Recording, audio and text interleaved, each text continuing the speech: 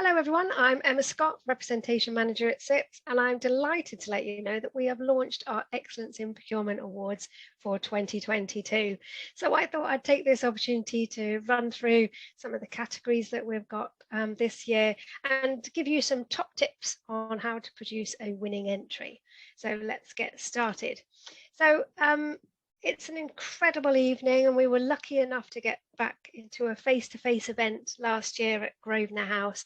So it's a real great opportunity to bring your team together and really celebrate your efforts that you've done throughout the year. So pulling together the submission itself is just a really good way of taking stock of all your hard work and then bringing your team together on the night. It's just a real celebration of everyone's hard work. So I'd highly recommend anybody to enter the awards. We showcase all of the winning entries throughout the year, so you'll be able to see some of our best in procurement case studies from last year's winners. We showcase them all through Supply Management magazine and our conferences and events. So it's not just on the night that you celebrate, it's all throughout the year that we really showcase those excellent entries and really what is best in procurement. So lots of opportunities throughout the year. So let's talk about some tips on how to pull your entry together. First of all, I think it's important to choose the right project. First and foremost, does it fit the brief? So check out the website, download the entry kit, and look at the criteria for each of those categories. So does it fit the brief? Each category will have set questions that you have to answer. Relay those projects to other people. Do they sound exciting? It's all too easy to get bogged down in your own detail and you think something's really, really exciting, but relay it to others. Do you think that it would spark interest in other people? Is the project too big and is it too soon? And these are really, really important things to consider. You have a certain word count in your submission. So if your project really is big, think about describing it at a high level and then honing down into one particular area, or choosing a different project that's slightly smaller and that you can articulate in the word count. Timing of the project is really important too, as one of the biggest areas to get your votes from judges is around the benefits achieved. What has the project actually delivered? And delivered and achieved being the key word. I mean, we're fine to have some projected results in years 2, 3, and 4, etc. But we're looking for mature projects where the majority of the results have been delivered and over the line. So timing of the project is really important. Thinking about what your hook is and how you draw people in, I think is really important. So that opening summary, that 100-word summary that we ask you to pull together, and make sure those first impressions count. Now, our judges are reading through dozens and dozens of award submissions, so make sure yours really stands out. I'd avoid any jargon and TLAs, 3-letter acronyms. I can't tell you in all the hundreds and hundreds of submissions I've read over the years that I still have to stop and Google something because it's a term that I've never heard of before. So think about your language. We again get bogged down in our internal language. So think about how that might translate externally. And our judges have had oodles of experience. They're very senior procurement professionals, but we do sometimes forget that our language that we use internally doesn't necessarily translate externally to our organization or outside of our sector. So really think about your language and think presentation. So as well as the questions that we ask you, the main body of your submission, we also allow you to produce 3 sides of supporting documentation. And you can really go to town with this. So you can add press releases, you can add images, you can add graphs and things. So you can really go to town with the presentation on that. Next, I would say make the judge's job easy. Like I say, these are extremely senior people. They're very, very busy. They're taking up a big chunk of their valuable time. So make sure that you're making their job very easy for them. Answer all the questions that are submitted and make sure that you read the exam question. Go back to it. Have I answered that question properly? Use evidence to back up your claims. And like I said, that these supporting documents that we can ask you to submit in support of your submission, make sure that you use graphs, facts, quotes, etc. in that as much as possible. Back up your claims that you're making. Quoting actual, not predicted results.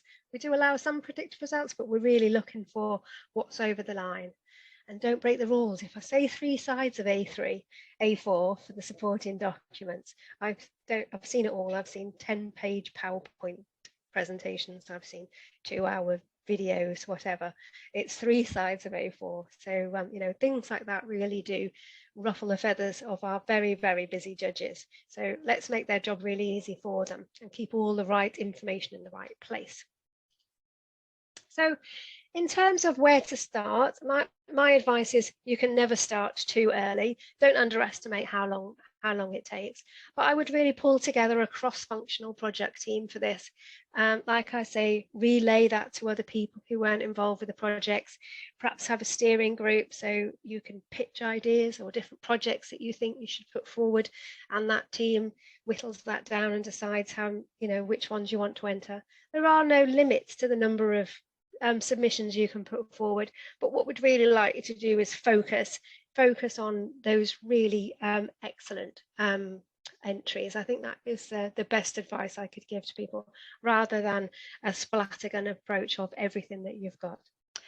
There's tons of categories and something for every project, I'm absolutely sure. Bring in your PR and comms team as well, so get them to help fine-tune that language that we talked about, remove all that jargon.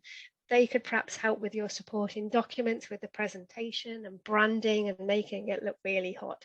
So I'd bring in as many different people as possible into that group, starting early. So we're open for entries now. The early bird rate ends on the 24th of March, and the final deadline for your entries is the 21st of April. So they are your key dates to look out for. And you can go onto the system and register at any point. You can start your submission, save it, come back to it.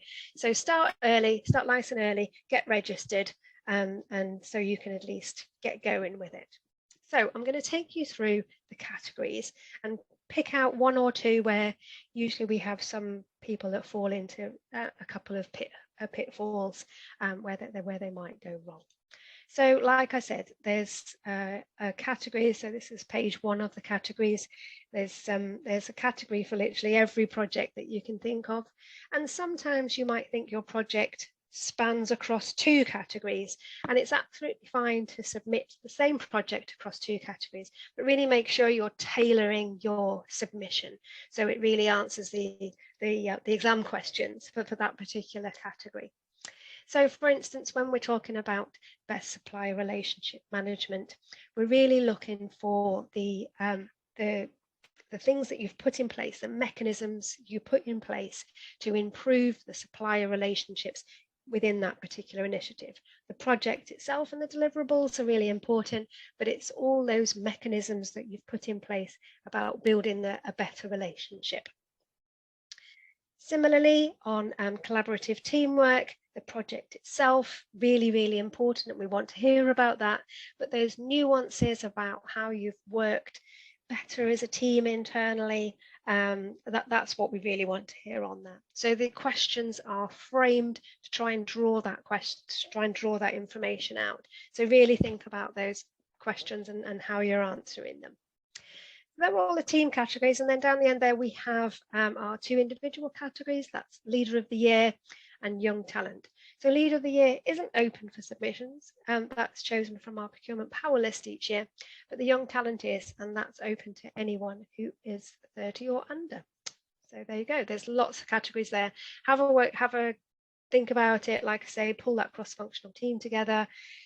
And if one project spans across 2, absolutely fine to enter that in, but make sure that you tailor it to that particular category.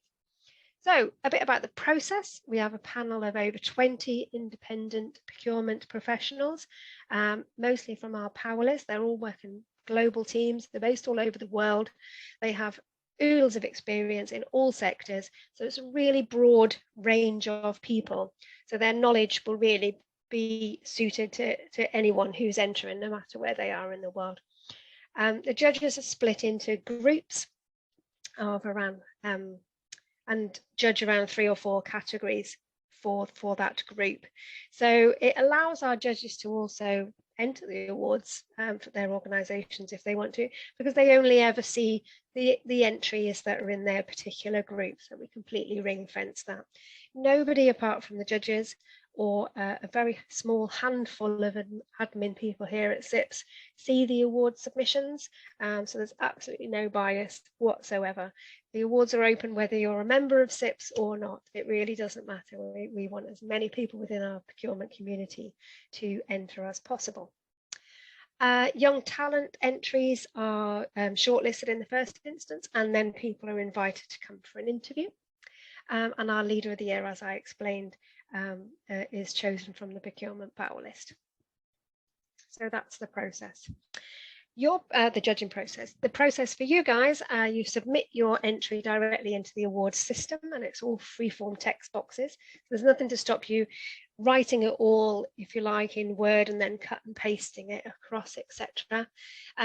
Each category will have questions for you to answer, and check the questions carefully because some of them differ slightly from category to category. Each question is marked out 5, apart from organisational benefits.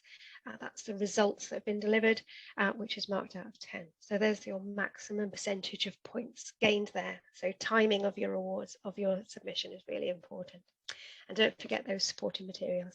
We accept up to 3 sides of A4 for that. And we also ask for a letter of recommendation from your CFO or equivalent to back up your submission.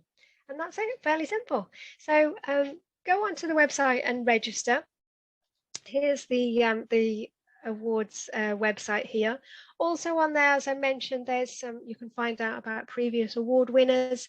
You can read their stories in the book of the night that's available to download from last year, or you can watch some of the videos in our Best in Procurement series that we've done. So recording winners from the last few years to get some inspiration and find out a little bit what inspired the judges to make sure that they were the winners on that year. So there's lots to get you going on. Don't forget to download the how to enter document. There's more top tips in there. And feel free to share this video amongst your teams to try and get as many people involved as possible, as soon as possible. Can't stress that enough. So all that remains is for me to wish you the very best of luck.